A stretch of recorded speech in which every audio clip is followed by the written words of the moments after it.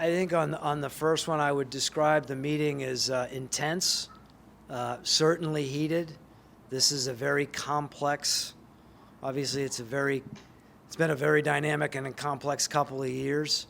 And for players, I'm not surprised that, this is an awful lot to ask them to digest. And this is a significant change for us, in the direction that we were going down. But as I'm trying to explain... PGA Tour Commissioner Jay Monahan spoke with reporters on June 7th, the day after the golfing world was rocked by the news that the bitter dispute between the PGA Tour and the Saudi-funded LIV Golf was to end. Since its inception in 2021, the rival golfing league had come under intense scrutiny. It had split players, with some of the sport's biggest names opting to leave the historic PGA Tour and defect to Saudi Arabia's new venture. It also marked the most recent big-ticket sporting purchase by Saudi Arabia's Public Investment Fund.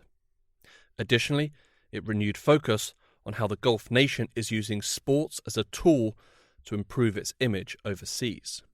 This week, why has Saudi Arabia bought into the game of golf? Will their efforts to rebrand work? And will it help to reinvent the kingdom as a modern economy rather than a petrodollar-rich anachronism? I'm Hugo Goodridge, and you're listening to The New Arab Voice.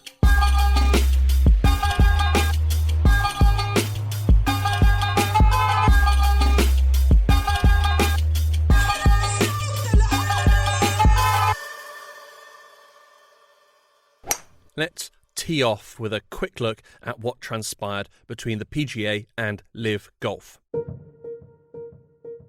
LIV Golf was launched in 2021 as a direct competitor to the PGA Tour, which hosts tournaments in the United States and North America, and the DP World Tour, that organises tournaments across Europe. LIV Golf would have its own tournaments and the money to lure big names from the world of golf, which it did. 3 times Masters winner Phil Mickelson, former world number 2 Sergio Garcia, winner of 2 World Golf Championship titles Ian Poulter, and the 2016 US Open and 2020 Masters winner Dustin Johnson were just some of the big names who were lured onto the rival tour, which also offered some players eye-watering sums of money. The prize fund for the LIV Golf League was reported at $405 million. What followed was a series of lawsuits and counter-lawsuits, which ultimately served no one's interests except the lawyers. Some players who chose to join up with LIV Golf were expelled from the PGA, and the general bad blood between the two sides continued month after month. It was anticipated to continue in this manner until the recent shock announcement on June 6th. But ultimately, it was looking at the broader picture and saying that I don't think it's right or sustainable to have this tension in our sport, and to be able to organize and orient this in a way where, again, we're in a control position. We have an investor, a great and world-class investor. The deal between the PGA and LIV Golf was conducted behind closed doors. While the exact reasoning for the deal is still a little murky, it's generally accepted that huge piles of cash changed hands, and it will now allow previously suspended players to reapply for the PGA, and will see the Saudi Public Investment Fund invest heavily in golf and put an end to the lawsuits. Some of the early backers are obviously delighted, while others, such as golfing superstar Rory McIlroy, who told reporters following the deal that he, quote, still hates LIV, have come to some sort of level of acceptance that will allow them to continue playing. I've come to terms with it. I see what happened in other sports. I see what's happened in other businesses. And honestly, I've just resigned myself to the fact that this is what's going to happen. Like, it's very hard to keep up with people that have more money than anyone else. And again, if they want to put that money into the game of golf, then why don't we partner with them and make sure that it's done in the right way? And that's sort of where my head's at. As Rory McIlroy said, this has happened in other sports. Football, Formula One, even WWE wrestling. In recent years, Saudi Arabia has gone on a sports spending spree, pumping billions of dollars into different sports and luring some of the biggest names to Saudi Arabia to play. It's part of a concerted effort to rebrand the Gulf Kingdom, an effort often referred to as sportswashing. Yeah, we understand the investments that the Saudi government is making in these very large-scale entertainment sporting events as part of a deliberate strategy to whitewash its abuses and to deflect from some of the very well-known abuses that have taken place under MBS. This is Joey Shea. Joey is the Saudi Arabia researcher for Human Rights Watch. Crown Prince Mohammed bin Salman, or MBS, has led the injection of cash into sports, while also ordering and overseeing a litany of human rights abuses at home and abroad. Particularly over the past 5 years, the human rights abuses in Saudi Arabia have really increased under the behest of Crown Prince Mohammed bin Salman. And we know his Vision 2030 states an explicit plan to overhaul the Saudi economy and invest billions of dollars to diversify the economy and to get major entertainment and sporting events to come to Saudi Arabia.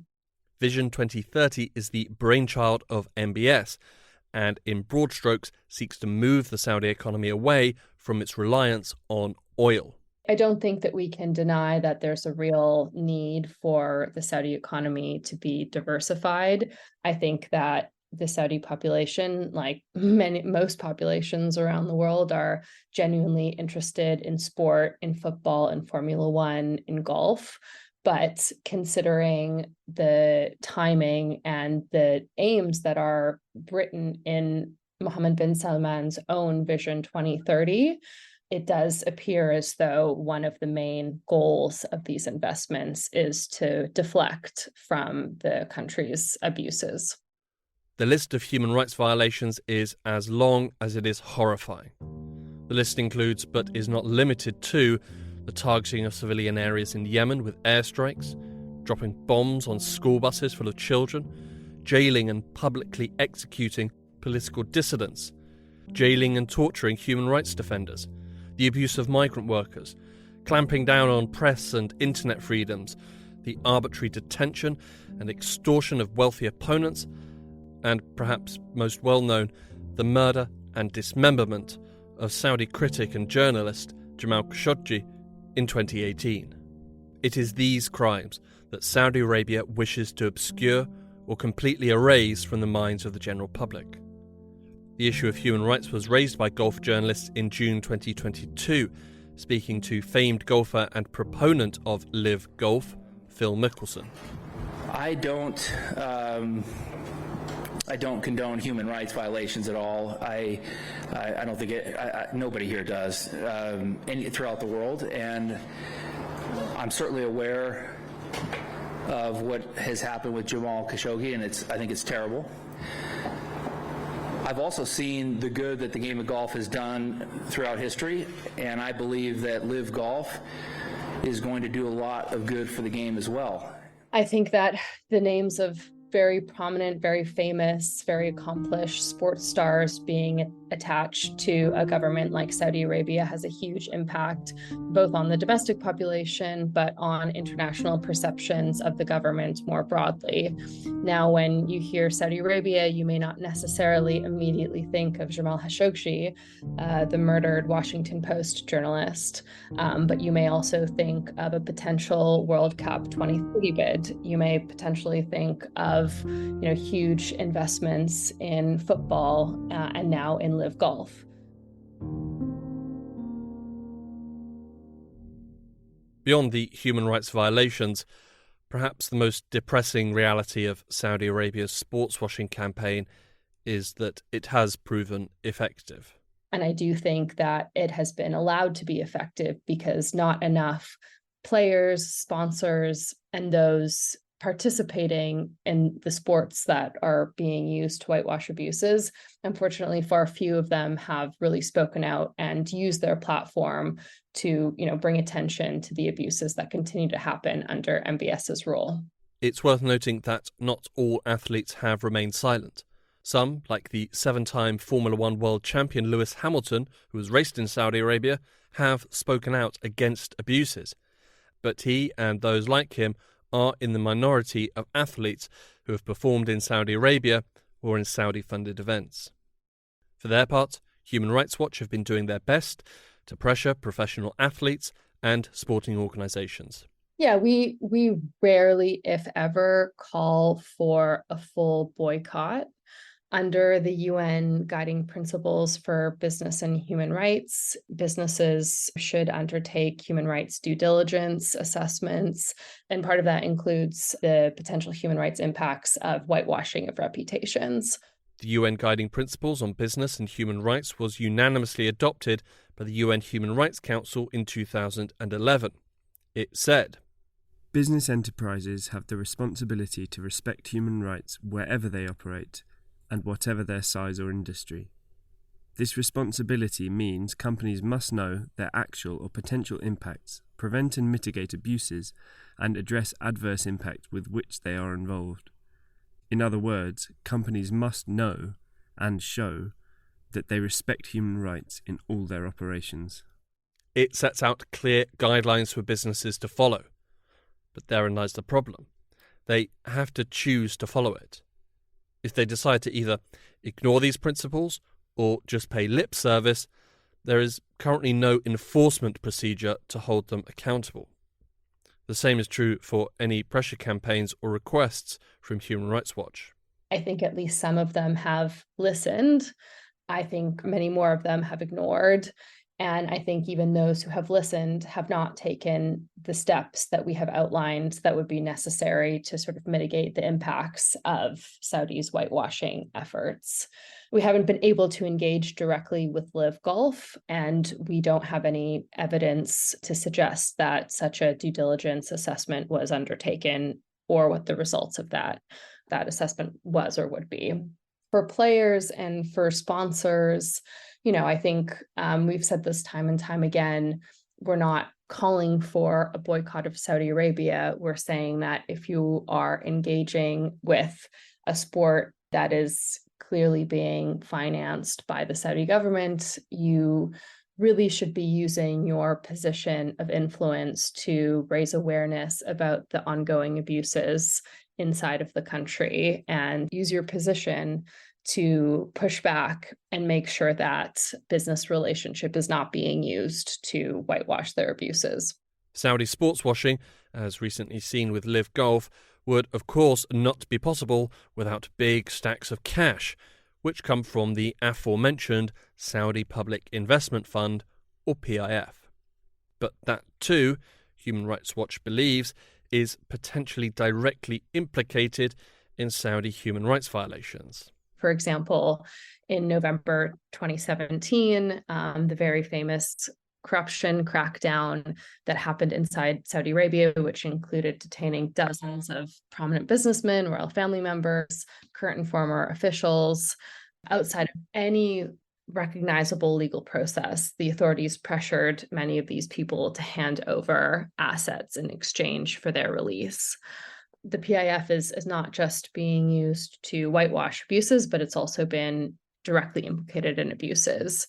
We also know that one of the companies that is, under the PIF is Sky Prime Aviation, which owned the 2 planes that were used by Saudi agents to travel back and forth to Istanbul to murder prominent journalist Jamal Khashoggi. Apart from being potentially implicated in human rights violations, what is the Saudi PIF?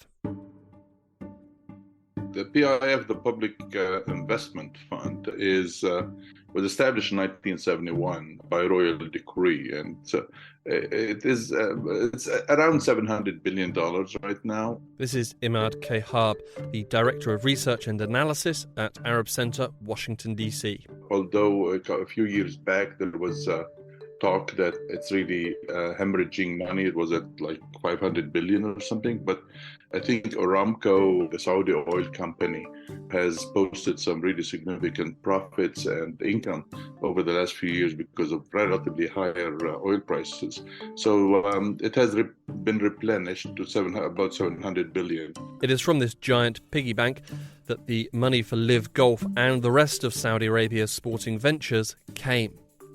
But they're not blowing it all on golfing weekends. The funds are invested in all kinds of activities. I mean, real estate, businesses, and obviously sports. The PIF money is also invested in foreign government bonds and ventures overseas. It's also used to fund some of Saudi Arabia's humanitarian aid to other countries. And it's a very, very diverse kind of portfolio, although it's very opaque. I mean, not much is known about it, simply because it is a fund that is controlled by the royal family, and specifically by the Saudi Crown Prince Mohammed bin Salman. So the whitewashing of Saudi human rights violations is actually more of a byproduct or secondary function of the PFI. For the Saudi government, its primary stated objective is to diversify the Saudi economy away from oil, in preparation for a day when the world no longer wants oil, or more likely, when the wells run dry. Today, a lot of it is used for, to influence outside actors and specifically in sports. And, tourism projects, we're talking about projects that cost billions and billions of dollars. Saudi Arabia is now embarked on an entertainment kind of a drive involving tourism, involving inviting international events, international festivals, and things of that nature to widen the scope, so to speak, of Saudi foreign policy. And it can be called a soft power instrument, where Saudi Arabia is using its money to increase its clout overseas. For MBS, tourism and entertainment are a big deal. The Crown Prince is seeking to bring in an ever greater number of tourists into the country. Since 2008, Saudi Arabia has seen only a modest rise in tourism figures. In 2008, they recorded 14.76 million visitors, and in 2019, they recorded 17.53 million. In 2020 and 2021, the numbers fell dramatically as the world stayed indoors. A large majority of the tourists visiting Saudi Arabia today are religious tourists, completing the Hajj to Mecca. Problem is, but how much will tourism bring in? I doubt that it's going to be bringing in the heft, bringing in the large sums. In 2019, Saudi tourism receipts were valued at around $27 billion, while the UAE recorded $49 billion in tourism dollars. It's also not so much as an employer. Tourism is not employing a whole lot of people. This is not only also an economic issue, it's also a social issue. It's tourism requires a lot of people to work in hotels and restaurants, be tour guides and things like that. These things don't necessarily bring in a whole lot of income for individuals.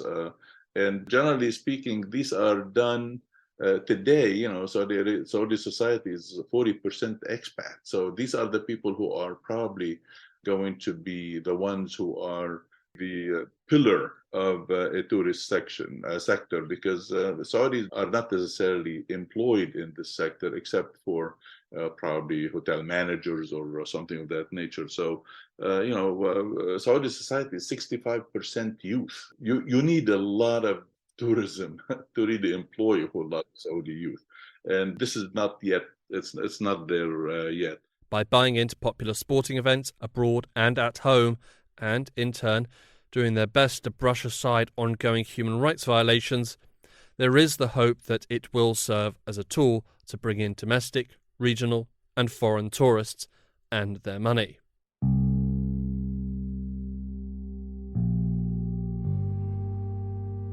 Over recent decades, the amount of money that has started to move around the sporting world, Saudi money aside, has ballooned. When so much money is sloshing around, it is inevitable that politics will become involved. And it's another reason why Saudi Arabia is spending on sports, to get in with political elites in the West. They're opening up on the West. I don't know how successful they're going to be, politically speaking, because in politics, in Europe and in the United States specifically, they have not succeeded tremendously in penetrating elite circles. The U.S. Congress is still legislating things, trying to legislate things that are considered to be anti-Saudi. And in Europe, also the same thing. These things, the PGA Tour and the soccer clubs and the importing players, and all these things are really nice, and they attract headlines and they attract coverage, good coverage and stuff like that. But it doesn't necessarily cover up for the deficits, the human rights and democracy deficits in the country. The shortfallings in the effectiveness of penetrating elite political circles in Washington, D.C. was clearly seen when, just days after the deal between LIV Golf and the PGA, it was announced that the US Senate had opened an investigation into the deal. In a joint letter to the Department of Justice asking them to, quote, closely scrutinise this deal and oppose it, end quote, Senator Elizabeth Warren and Senator Ron Wyden said, "The PGA LIV deal would make a US organisation complicit and force American golfers and their fans to join this complicity in the Saudi regime's latest attempt to sanitise its abuses by pouring funds into major sports leagues." Given the financial power and, in some instances, political power wielded by massive sporting organisations like the PGA and FIFA, they could represent an alternate route to influence, a kind of back door. The issue is, what's the impact? In other words, yes, they do a FIFA thing or they do a PGA tour or whatever it is, but how much deep down in Western societies do they go? And how can they influence the elites that are also demanding that Saudi society is opens up, politically speaking? So yes, it's not for naught. I mean, they definitely are winning some things. And I know in Washington, D.C., they have at least 5 different lobbying firms and groups that are pushing for to improve their record in the United States. But generally speaking, it's still not there. It's still not very effective. For a general audience, sportswashing is seen to be a pretty effective tool. In the halls of power around the world and among decision makers, seemingly less so. But according to Imad, such spending does not only have foreign considerations. MBS is also thinking closer to home. I honestly believe that the FIFA issue is also to influence domestic society, to give domestic society something it feels it's due. In other words, they're trying to give domestic society part of these investments to show domestic society that, hey, we are doing something internationally, we're bringing the world to you, be satisfied with your life and things of that nature. So in that aspect, that is a political thing, but that's a domestic political thing. But to me, as far as the international community is concerned, they still have a lot of hurdles to surmount. There is a simple and easy path for Saudi Arabia to be accepted by the powerful and influential in almost every government around the world, and it wouldn't require them to spend billions of dollars on sports. End human rights violations. Stop the torture. Halt the executions. Sporting bodies and professional athletes can still take the money, and they can tell their fans where the money comes from. And with a collective voice, they can tell the Saudi regime that they are wrong. They can be a force for good against injustice and cruelty. Final words to Joey Shea of Human Rights Watch. I do think that it's possible for the Saudi government to change. Abuses under Mohammed bin Salman have deepened both quantitatively and qualitatively. Saudi Arabia has changed enormously over the past 6-7 years. And I think that he has been able to get away with this increase of repression through this strategy. But he's not immune from changing his behavior. And I think that one of the most powerful ways to make the Saudi government change their behavior is through sporting and large-scale events that people are interested in.